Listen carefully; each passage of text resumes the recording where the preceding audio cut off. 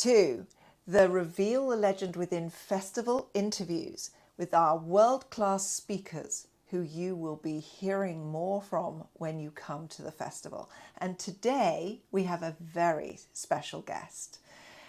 My colleague, friend and peer, Sandi Lee. Now let me tell you a little bit about Sandi before she speaks. She is actually a radical manifestation coach because she helps people change their beliefs. And she doesn't just help them change their beliefs, she can do it in an instant and you start living the lives you have longed for. It's a bold promise, but I'm here to tell you that she can back it up. She is a certified law of attraction coach. She's an EFT practitioner. She's a master NLP practitioner. That's a favorite of mine. And she's a hypnotherapist. So Sandi's helped thousands of people, maybe hundreds, maybe it's an overclaim, but it's definitely lots of zeros, to attract success, happiness, loving relationships through her one-to-one coaching and her workshops. So I would love you to welcome to our screen today, Sandi. Hello, how are you? I'm great, Melanie. Thank you so much. I'm so excited to be here. And Me you're too. absolutely gorgeous. I feel better already. You see how magic she is? Okay, so let's get to it. So, what I want to know is, Sandi, what are we here to share today? What's this big idea that we have that you're bringing to share to us today? Well, it's pretty simple, but it's the idea that changing one belief can change your whole world.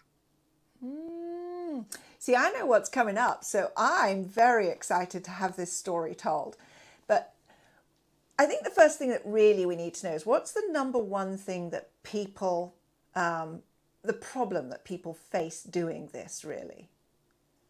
I think the biggest problem is that we look at our problems as being outside of us, that they're happening to us, that they're not really within our control. And what I've found for myself and for my clients and the people who come to my workshops is that that is not true. We have a lot more control of our world and our environment and how people treat us than we can possibly imagine. And it's really our underlying beliefs that create our world. So when we change a belief, our world will change quickly. It's like stepping through a portal into an alternate reality. It is so freaky. It's so cool. But really, it's like, oh my God, he's changed. This has changed, that has changed. But it's really you that's changed. Dare I ask you to sort of give us an example of this that would help us to really see it? Well, I have a little story from my past. It's kind of began a bit of this ripple effect through my life where I began to question my beliefs and the validity and value of them. Let's see. The story kind of starts many years ago when I was a young mother, and I can remember being with my husband. We were in the kitchen and we were talking about the possibility of moving to the Amazon jungle. Yeah. My husband was working on a gold mining operation there for an American company. And he was traveling back and forth a month there and then back home for a few weeks and back again. And somebody in the company got this idea that maybe if we moved Sandi and the two little boys to the Amazon jungle, we could save some money and it would be better for everybody. So he came to me with this proposition, and it's a dangerous place, the Amazon jungle. There's jaguars and there's coral snakes, red on black, venom black, black on red. You are dead. That's a coral snake. It's a wild and interesting place. It's hard to get there. And once you're there, you're there. You can't get out. I mean, we were 3 days walk. Oh, now I'm spoiling the story. You already know that I went. But we were 3 days walk from the nearest jungle village. So, but anyhow, we tried to decide whether or not we were going to go. And there were a lot of things like, is it dangerous? Is it a good idea? What would our living be like? We had two little boys. They were 2 and 3. So would they be safe? Would we be safe? But honestly, The biggest decision for us, the biggest thing holding us back from making this decision, had to do with our religious upbringing. Now we know our beliefs are founded through our teaching, our culture, our parents, our education system, and our religion, all kinds of things like that. Well, this belief was centered within our religion, and we were very strong in our faith.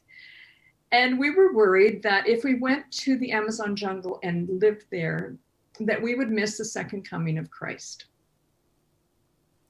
Now, that is a strong belief that, you can rationalize your way out of, maybe it being dangerous, but that is strong. Yeah. Like we thought it was going to be an event. We thought it was coming soon, and we didn't want to be in the jungle somewhere and miss the whole thing, right? Right. Yeah. So we slept on it, and I said to him the next day, what if we didn't go and he didn't come, and we missed this wonderful experience? I think we should go. And that. That was it.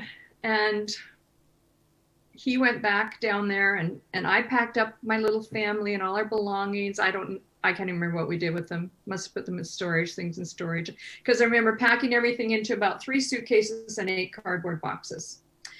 And we flew to Atlanta, and then down to Sao Paulo and Rio de Janeiro. And then from Rio de Janeiro, a long flight into the heart of the Amazon jungle to a city named Cuiabá. And from there, taking little Johnson, finally ending up in a single engine Cessna flying over the Amazon jungle. Melanie, it is the most incredible experience. And I know you've seen the world, so you may know what I mean, but the vastness of that place, it is one of the wonders of the world. And there's no hills because it is the Amazon basin. So it's just this canopy of green stretching as far as you can see. And back then there was no satellites and GPS systems for these little planes, so they had to follow the rivers.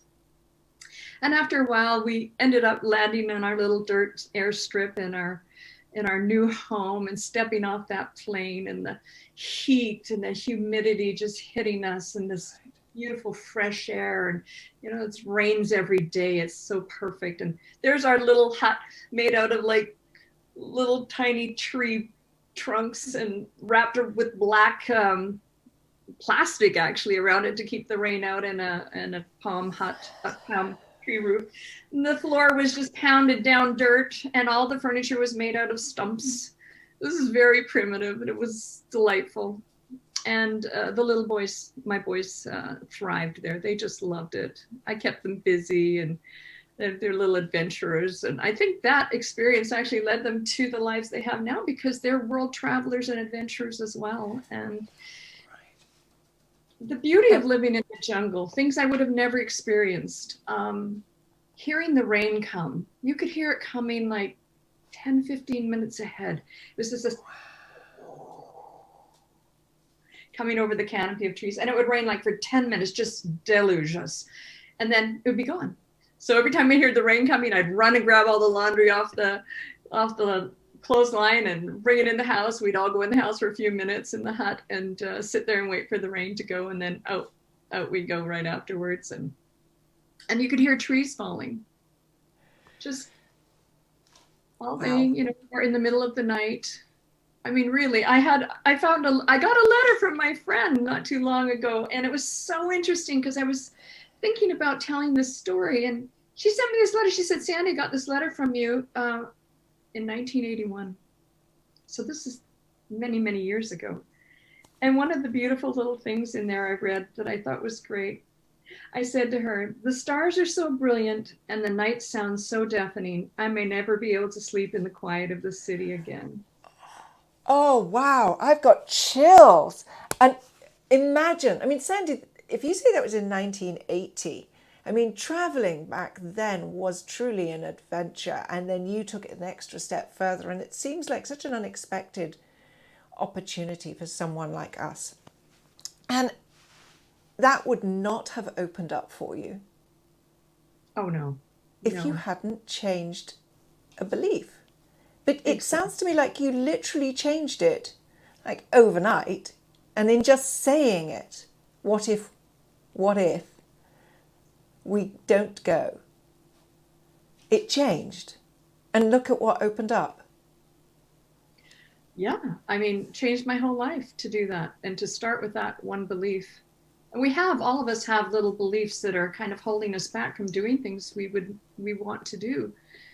And we can't let go of them because these beliefs, once they're in us, they kind of run the show. We know this, like this is not news, right? But No, they but run the show and they kind of stop us from doing things we would want to do. how do we, first of all, how do we know there's a belief? You know, all those little invisible ones. How do we know them or catch them or something to be able to change them in an instant? Really good question, because they are very hard to see. They're part of our identity, right? Right. So when I work with people and when I'm even talking to people, I tell them, you really just want to pay attention to your life.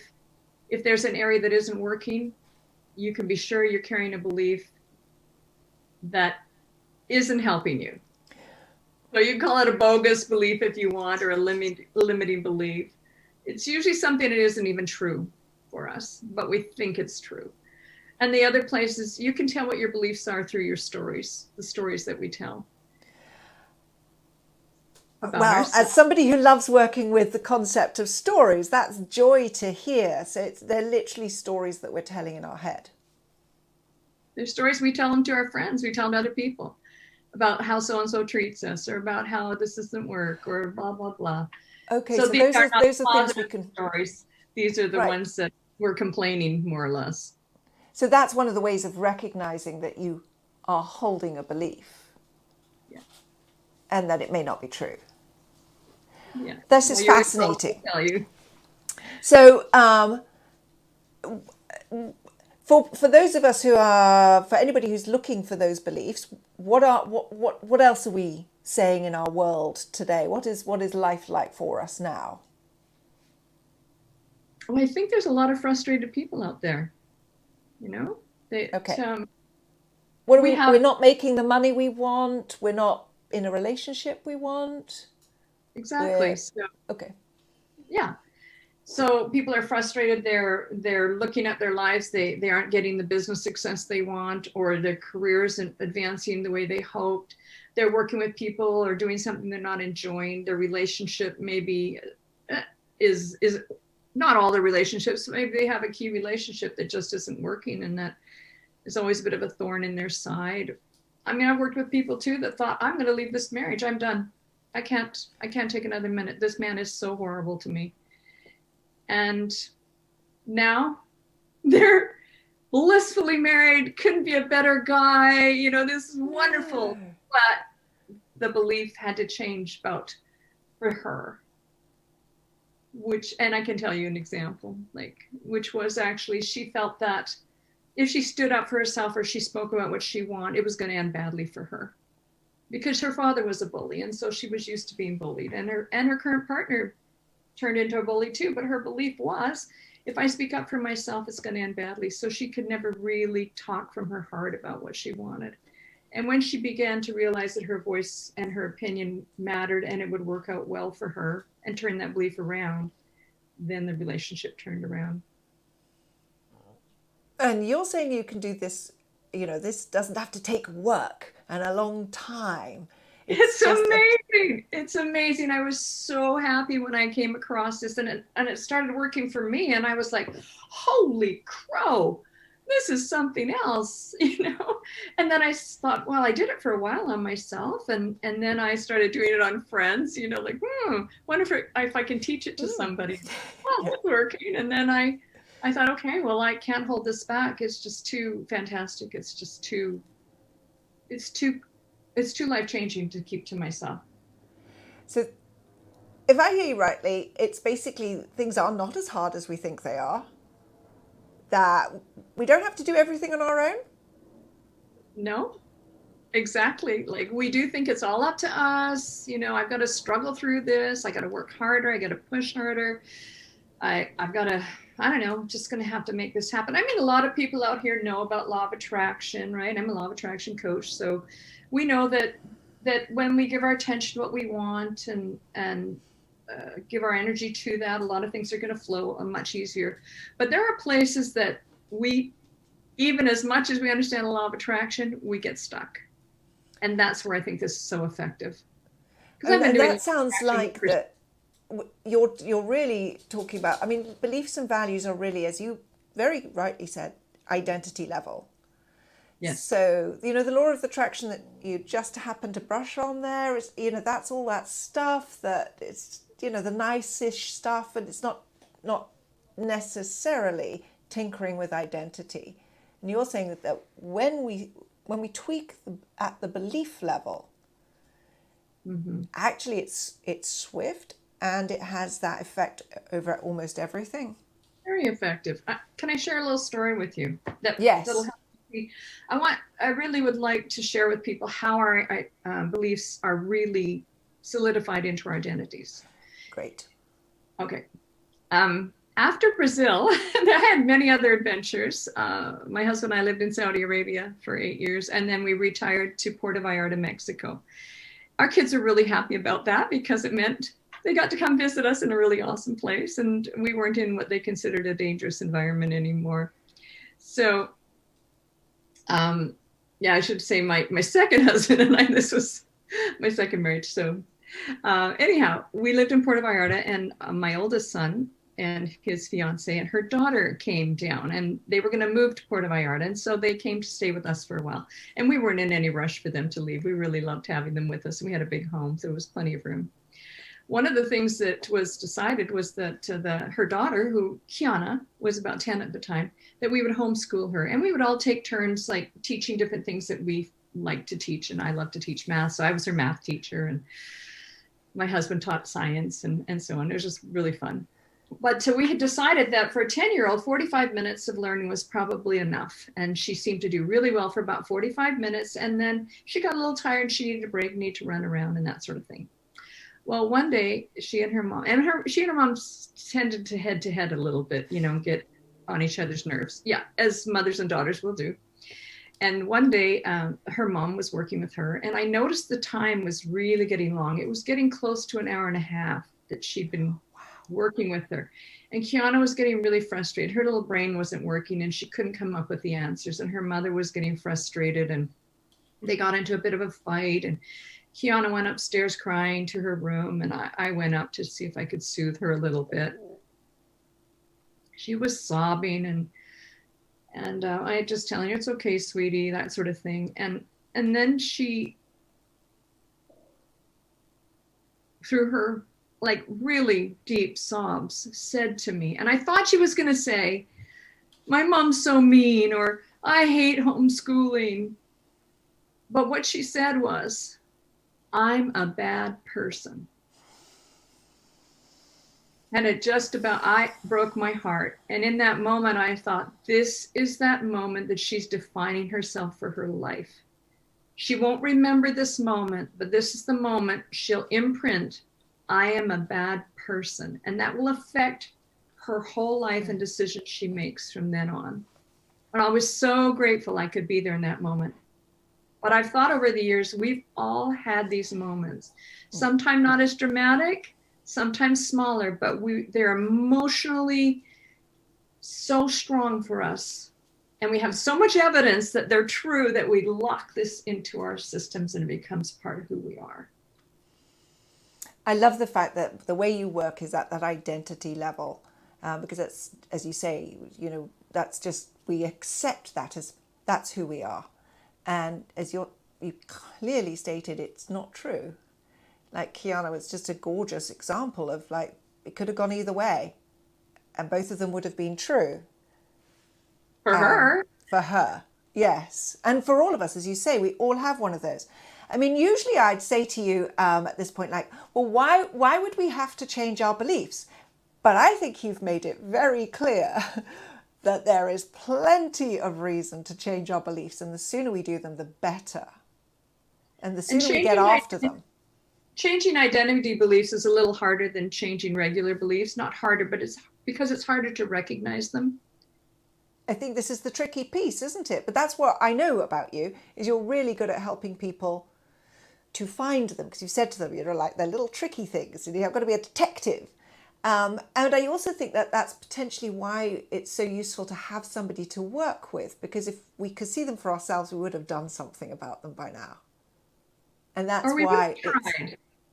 maybe we've even tried, but But that's why. I think most of the ones that I pull out for people, they never really realized that's what they were believing about themselves. Yes. And, because I work with stories, it's my whole thing is you can't read the label from inside the jar. And I think that that's, equally true, if not more so, for those beliefs. So you're such a great person to work with because you're non-judgmental. I mean, if we just take the beautiful story you've shared today, you've such a breadth of experience, and such a sort of an extreme and colourful, almost start point around beliefs. That you have no judgment in you for why somebody else might have a belief or where it comes from. And that's what makes you such a lovely person to work with, is that generosity.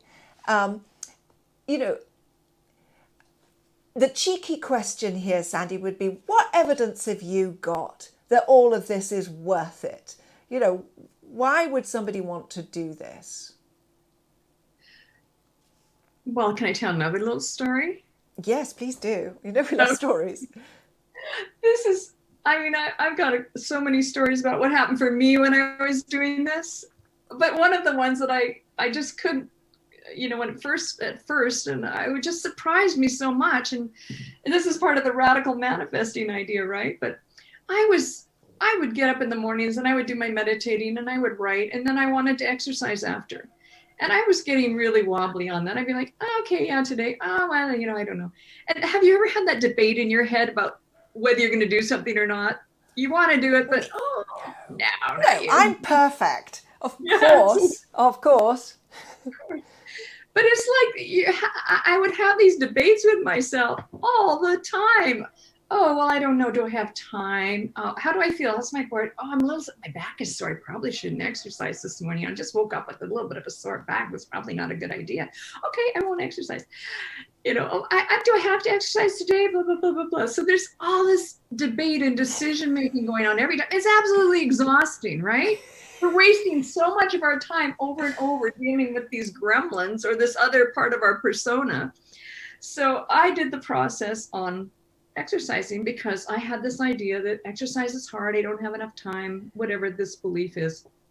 I really like it, but. And so I switched my beliefs. I really went through my reprogramming process. And then 5 days later, I realized that every single morning since I had done that, I had gotten up and exercised and not had a single thought about it. I meditated, I wrote, I got up and exercised. I meditated, I wrote, I got up and exercised. I never had the tiniest little any conversation. And it blew my mind that by changing that belief, it could be so easy. And so easy, in fact, I didn't even know I was doing it. Yeah. And that's been my experience on so many things. Right. It was the belief. That's extraordinary, isn't it? Because you mentioned you have all that time and it's exhausting having that argument with yourself. And suddenly you saved all that time, used up as in exercising, and got better at everything. And mental energy. Sandi, I have another one for you. I have another one, Melanie. You're going to love this one. I was getting prepared for a workshop and I was going to talk about money. And so my mind is very aware of what I say about money. And we were meeting with our accountant and I could hear myself saying, kind of this idea in my head, I don't know where all the money goes. It just disappears. And I thought to myself, oh my God, I've been saying this for years.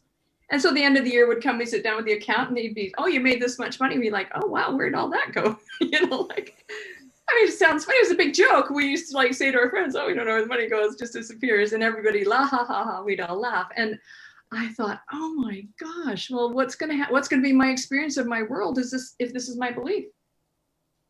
The money's just going to disappear, right? So I thought, you're not going to know where it goes. Yeah, I don't know where it goes. So I just thought, I'm going to change this around. I'm going to change it to money piles up around me. Don't we all want that, right? So I changed it around, and I was very good with money. That was also part of the new belief. And I imprinted all that and rewrote my old program. After that, I sat down with our financial planner. We worked out a really good, comfortable budget for us. We was no problem to do it. I did cash flow projections so we knew it was coming up. I did multiple savings accounts for long term and for travel and the money just like it's been piling up ever since. Like this is several years, maybe 5 years ago, so not that long. So I have noticed like so much money piling up around me. It's been fantastic. So it's just funny how we treat our world or think about our world or have little sayings and stories about ourselves that really reveal the truth of what we think of our world. I think that's what I'm taking away from this is that, just to listen to what we actually say, because the clue is in those little sides, the shared joke, as it were. Okay, that's a really great thing to ask right now. What is the one takeaway that you would like people to leave with after listening to us chatting, hearing all your wonderful stories? Good question. First off, I think I'd really like people to start paying more attention to what they're saying, to what they're experiencing, and look for clues in those. They're really breadcrumbs. Our world is mirroring to us what we believe, right? And so when we can pick those out and become aware of them, we're really ahead of the game. And then to turn those beliefs around, because honestly, they're not true. They're just true because we make them so. I love that. And the turning around is where the magic is. It's not just about deciding not to believe it. We have to turn it around. That's what I'm hearing. We have to turn it around. And also just to understand, because turning a belief around is easy. We can create a new belief, but the old belief still is very strong. Like it's like a little merry-go-round in the parks. They don't have them anymore, probably for liability. But when I was a kid, we used to get on these merry-go-rounds and we would like run like hell and jump on, and then spin around for ages. And a belief is like that. It's got a lot of momentum and it's not going to just stop. You've got to like slow it down a bit, the old belief. You've got to get off that and get on the new merry-go-round and get the momentum going faster on that. So then eventually the old one is just going to stop on its own. Nobody's paying attention to it off it. It just disappears. The new one is going to really have this new momentum, the new focus. Your attention is on it. Your belief is there now. And it's going to build a lot of momentum and things are going to come into it to prove that it's true to you. This is my new belief. Let's look for evidence of that, right? Because I was getting lots of evidence of the belief I didn't want. Let's get some evidence of the new belief. Got it. So you can change it in an instant, and then by getting momentum or getting proof of the new belief. So that's what we pay attention to then. That builds the momentum in the new area. Yeah, you've got to keep your mind away from the old one and into the new one completely. And I have a process I take people through that does it in about 20 minutes where we just put it in so clearly that they've forgotten all about the old belief at that point. And the new one is just really there because it's a combination of everything. You want to get it into the subconscious too, right? This new belief. Got it. Then that voice just disappears. That other voice that was telling you don't need to exercise or money just disappears or it's too hard, or I'm not good at this, or I'm not pretty enough, I'm not smart enough, I'm not whatever. But it's to like, oh, I'm really good at this. I can learn this. This comes easily. I can have piles of money. I could have money piling up around me. Yeah, why not? This sounds absolutely amazing, Sandi. And I love your story, and I really want people to come and hear more about it. And on our festival, you're going to be bringing some photos from the Amazon, right? Beautiful photos. I'm so excited to share them and tell you more about what happened there and how that led to other changes in my life. To other changes.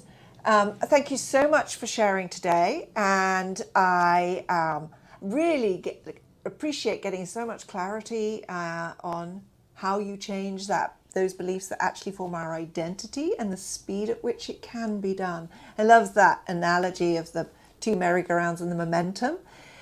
But we all recognize that little girl story or little boy story, but we all have those. And it's in recognizing that we then want to do the work, because why wouldn't we want to do that? Especially as it's really not that much hard work and doesn't take long. And Melanie, when you discover it's you, it's very empowering, because Right. before that we're kind of helpless against our world. But when we find out it was me all along, it was me, and I can change this. What else can I change? It gets really exciting. I can see it. It looks fun. You make it look absolutely a ball. So thank you very much for your time today. And it's been so much fun talking to you. And I'm really looking forward to our festival. Well, the pleasure was mine, Melanie. You're a wonderful interviewer. You have a gift, and I really appreciate you having me on your show today. And we will see you on the other side. We will all see each other on the other side. Thank you.